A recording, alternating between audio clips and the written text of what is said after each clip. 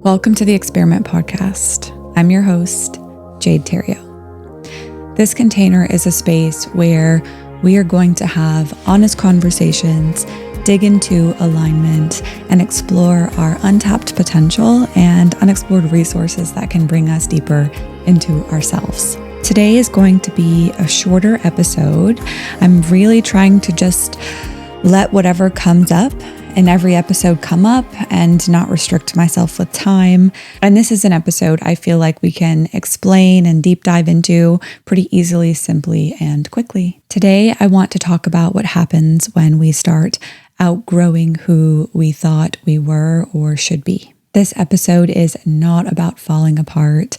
It's about that moment you become self-aware and realize, oh, I'm different than I used to be. And realizing that your life is finally ready to transition into that change with you. This can be a painful process. It can be uncomfortable, but it can also be very expansive and exciting and hopeful and full of joy. This episode is here to help you identify what is happening and how and what you can do to move through this identity death intentionally, mindfully, and with trust. When parts of our identity die, there are two sides of the coin. There is one side of the coin where we are, yes, losing a part of ourselves that in the moment feels so integral to our personality and to our lives. But what's actually happening when we drop the mask of certain identities and roles is that we're actually stepping deeper into a truer version of ourselves. This shift or this identity death often comes with a loss of emotional charge around things you used to get really excited about, or even a natural disinterest in proving yourself. It might come with like a felt sense that you've outlived a role or a label or a goal. And sometimes this shift comes with this like very quiet confidence under all that confusion and under all that death and grief. You don't have to label it as a death if that doesn't feel good for your system. I like to call it an identity death because for me it feels very ceremonial and it gives me, I guess, a container to ritualize it and to grieve and to send it on its way. In a way, it gives me closure. But if death doesn't feel good for you, you can call this a return, a remembering, a pivot, an ascent, a rising up. I think many of us cling so tightly to our identities that we forget, or maybe we don't know, that our identity is not meant to be fixed. It is meant to be this ever-evolving thing. The identity of the self is constantly growing and changing and becoming.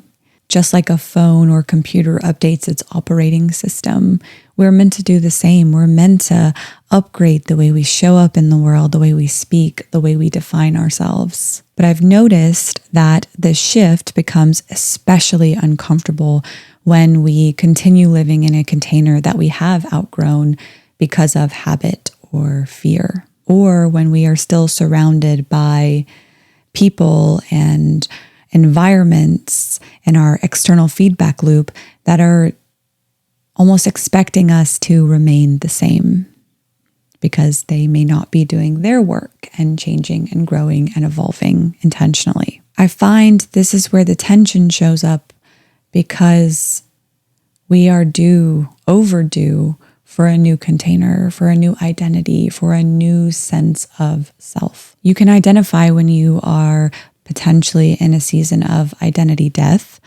when things in your life, like roles or labels or goals, might feel done, but not broken. There's this sense of completion around identity death.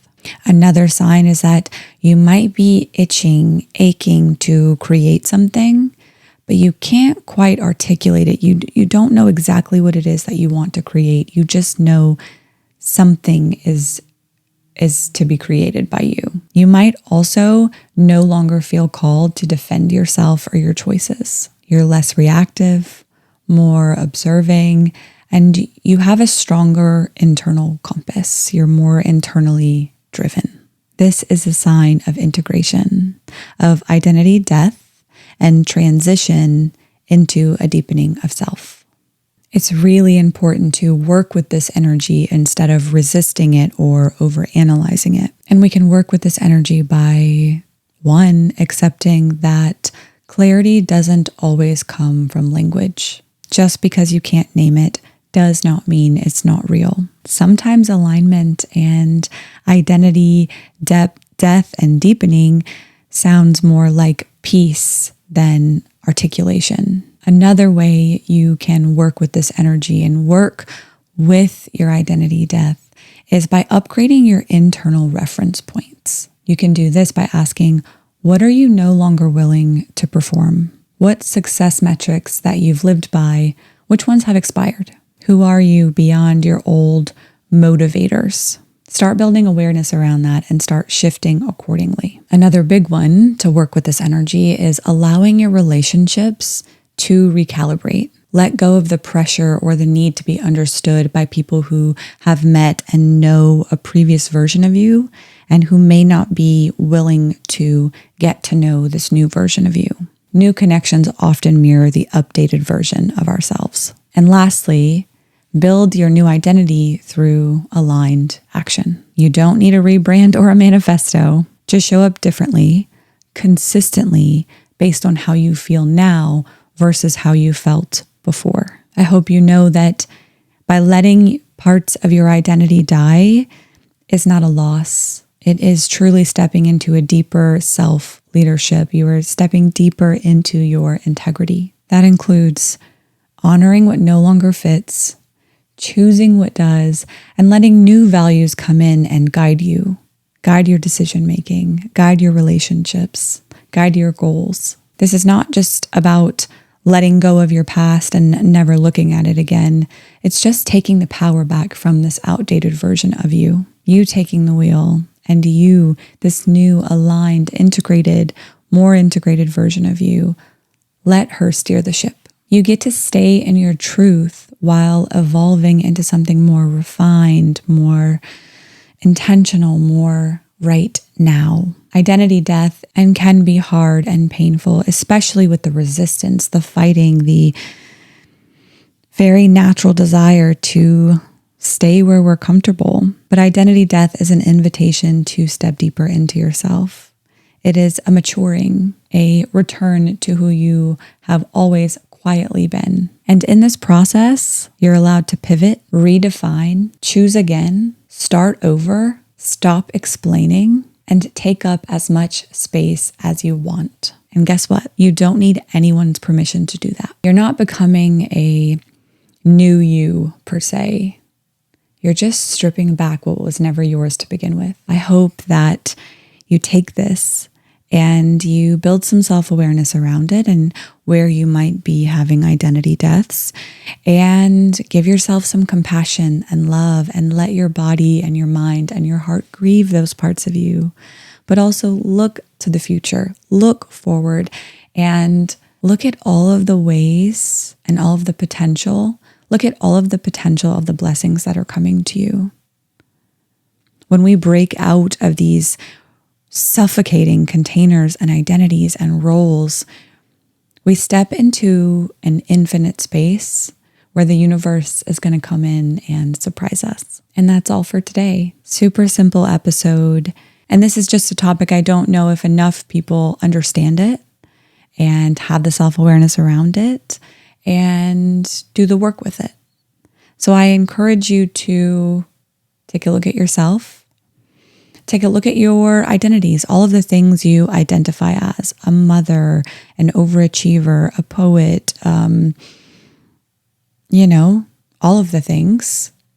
And start really asking yourself, is this aligned? And if it's not, give yourself permission to release it and step deeper into yourself. I'm proud of you for showing up today. I hope you have an incredible day. If you haven't already, follow me on Instagram at experimentpodwithjade, or check out my YouTube channel where you can watch me awkwardly sit in front of a camera and rant on and on and on about these things that I care so much about. Like, subscribe, share it with your friends if you find it valuable. And know that I love you and I'm here for you, and I am deeply in this journey beside you.